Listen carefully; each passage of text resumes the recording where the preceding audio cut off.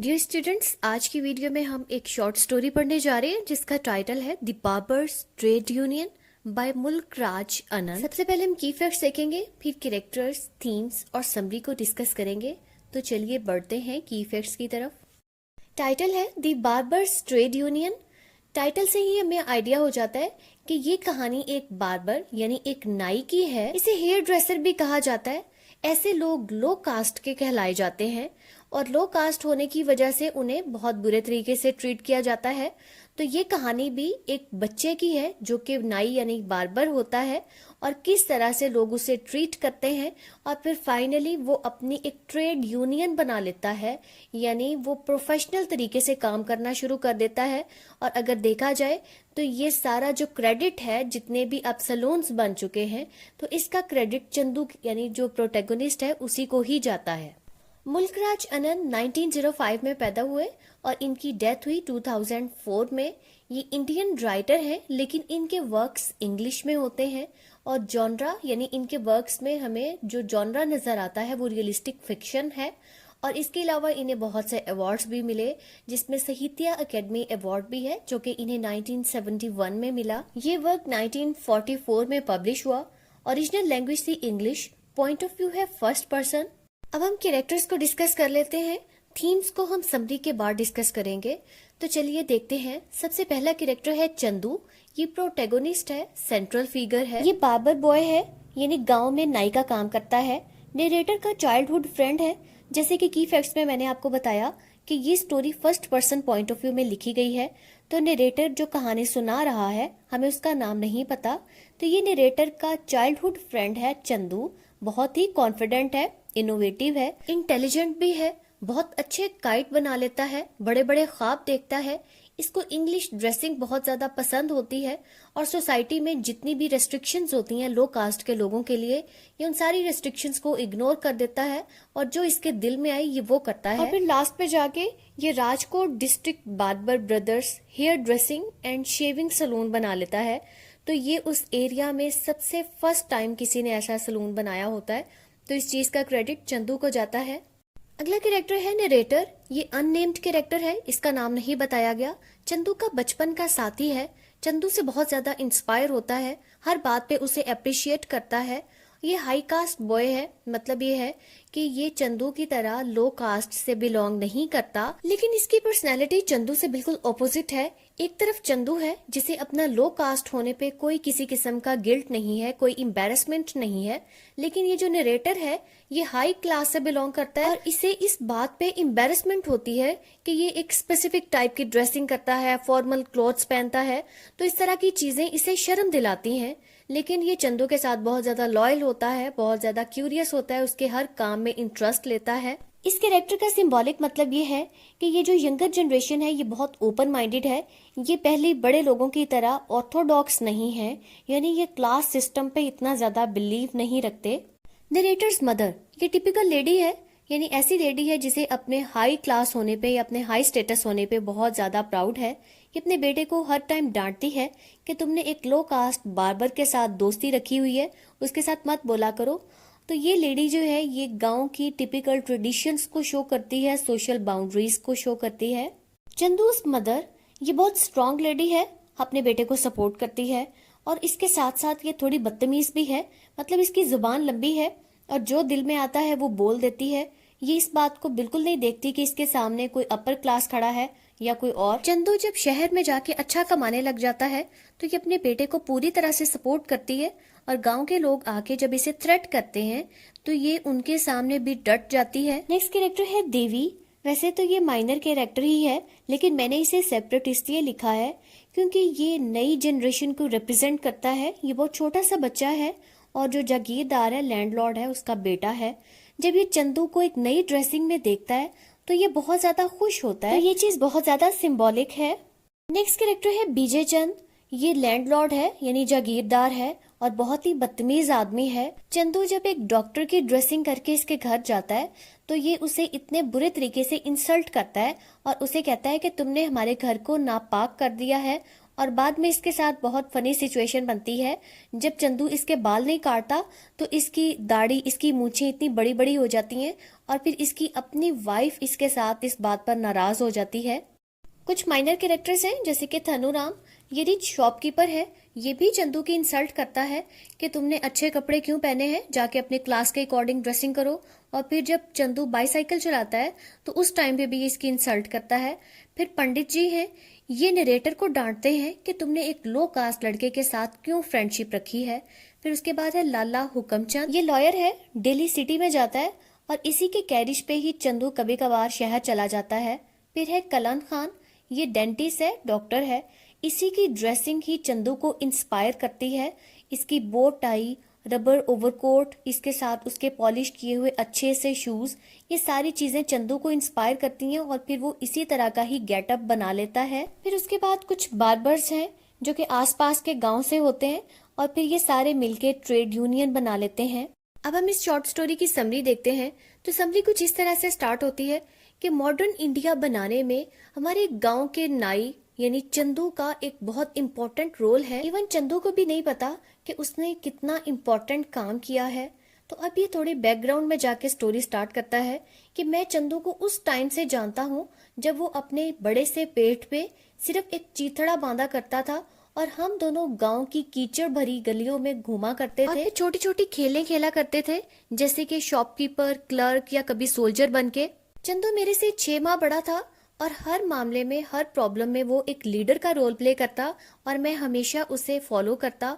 बहुत से कामों में एक्सपर्ट था, जैसे कि भीड़ को पकड़ने में, जिसे वास्प कहा जाता है, वो उनकी दुम में से जहर निकालता और फिर उसकी दोनों टांगों को बांध के धागे के साथ उड़ा देता। फिर जब हम बड़े हो गए वो मुझे और ज्यादा एक्सपर्ट लगने लगा क्योंकि वो कागज के पतंग बनाता और वो पतंग इतने परफेक्ट होते कि कभी भी वो अनबैलेंस ना होते। और मैथ्स करने में वैसे वो ज्यादा अच्छा नहीं था।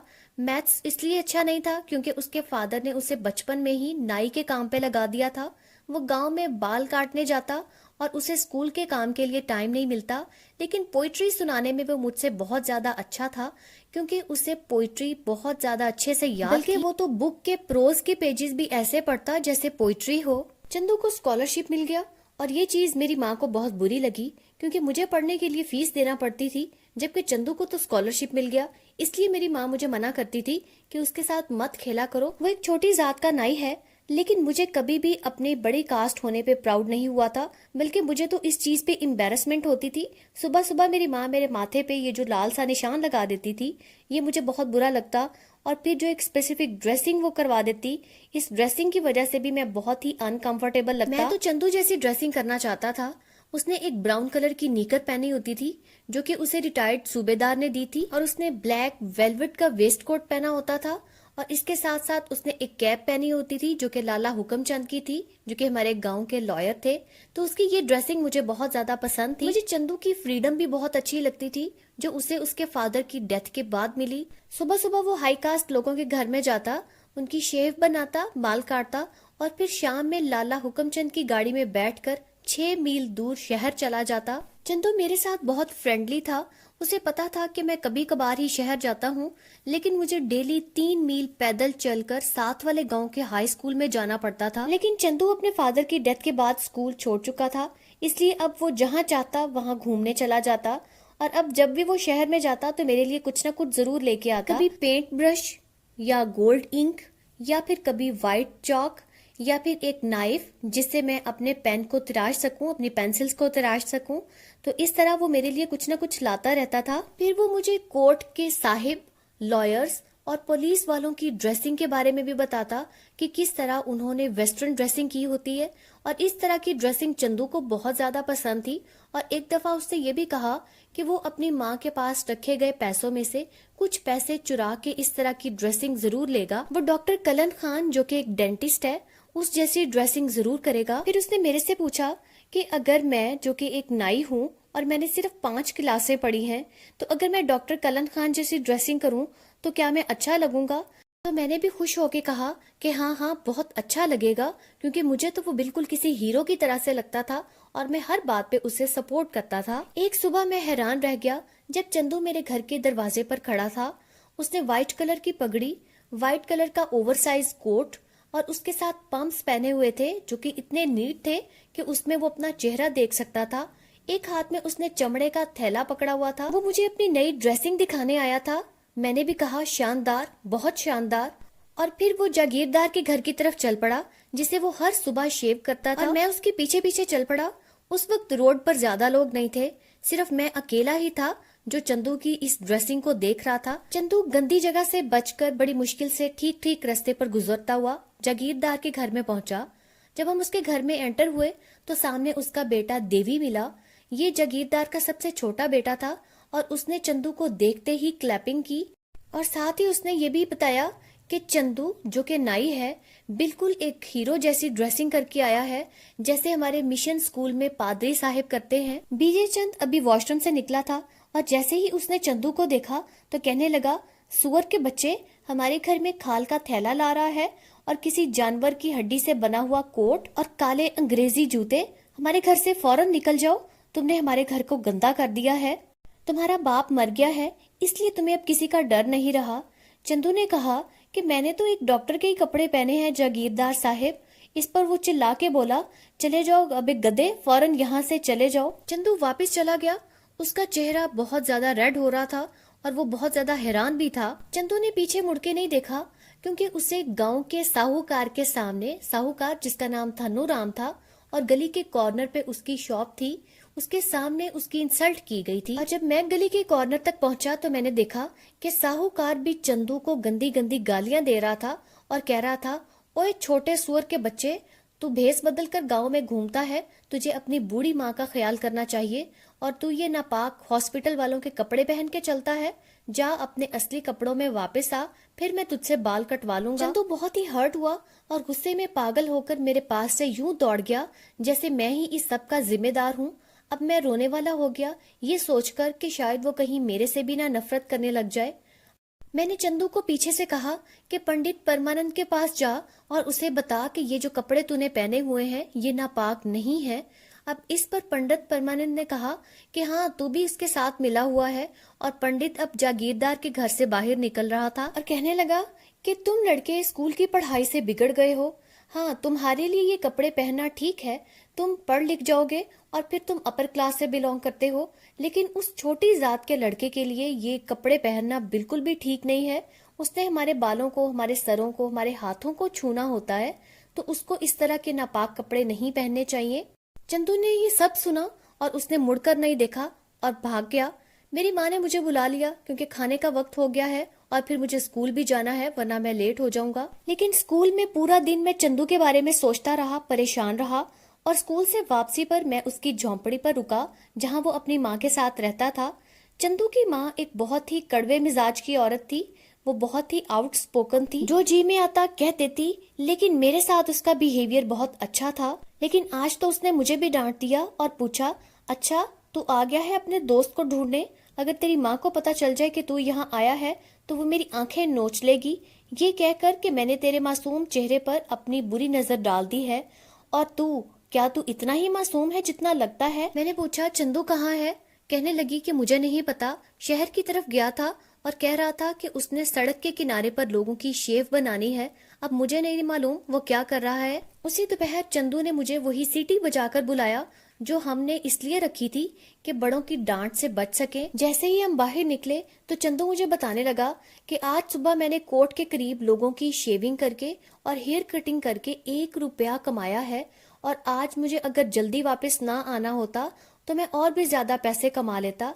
तो अब मैं इन सब लोगों को, यानी वो अब इन सब अपर क्लास लोगों की बात कर रहा है, कहता है कि मैं अब इन सब को मजा चखाऊंगा, मैं स्ट्राइक करने जा रहा हूँ, मैं इनके घरों में जाके इनके बाल नहीं काटूंगा और मैं लाला हुक्मचंद के बेटे से 5 रुपए में जापानी साइकिल खरीदूंगा और फिर उसे खुद चलाकर रोज शहर जाया करूंगा। मैं भी बहुत ज्यादा खुश हुआ क्योंकि अगर चंदू के पास साइकिल आ जाती तो वो मुझे कभी शहर ले जाता या कभी मुझे चलाने के लिए दे देता। चंदू ने कहा कि सिर्फ 1 या 2 दिन और वेट करो, मैं तुम्हें एक ऐसी चीज दिखाऊंगा कि तुम उसे देख के बहुत ज्यादा हंसोगे।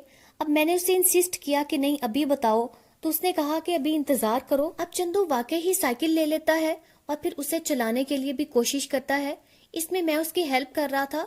मैंने उसे पीछे से पकड़ा और उसे कहा कि पहले पैडल पर चलाना सीखो, फिर उसके बाद ही तुम चला सकोगे। अब वो इस तरह से प्रैक्टिस करने लगा, लेकिन अचानक से मैंने हाथ छोड़ दिए और वो नीचे गिर गया। साहूकार और उसके पास बैठे हुए लोग हंसने लगे और फिर साहूकार कहने लगा, अपनी हड्डियां तोड़ लो और मर जाओ, तुम्हें फिर ही समझ आएगी। मुझे लगा कि चंदू अब मेरी धुलाई कर देगा, क्योंकि अगर मैं हाथ ना छोड़ता तो चंदू भी नीचे ना गिरता। लेकिन उसने मेरी तरफ देखा, थोड़ी सी एम्बैरेसमेंट से मुस्कुराया और कहने लगा, देखेंगे आखिर किसकी हंसी बाकी रहती है, मेरी या उनकी। इस बार मैंने साइकिल को बहुत अच्छे से पकड़ा और अब जागीरदार की आवाज आई और कहने लगा, हाँ अपनी हड्डियां तोड़ ले सुअर। अब चंदू ने मुझे कहा कि तुम फिक्र मत करो, मैं इन्हें दिखा दूंगा। फिर चंदू ने मुझे कहा कि अपने हाथ छोड़ दो, मैं खुद चलाऊंगा। एक दफा तो वो गिरने लगा, लेकिन आहिस्ता आहिस्ता उसकी प्रैक्टिस हो गई। अगले दिन मैं चंदू से ना मिल सका, क्योंकि मैं स्कूल के फौरन बाद अपनी आंट के पास चला गया था। तीसरे दिन वो मुझे लेने आया और कहने लगा कि आज मैं तुम्हें वो सब दिखाऊंगा जो मैंने तुम्हें उस दिन कहा था। अब मैं उसके साथ चल पड़ा और पूछने लगा कि बताओ तो आखिर क्या दिखाने लगे हो। उसने सामने बैठे हुए लोगों की तरफ पॉइंट आउट किया और कहा कि इन सबको देखो।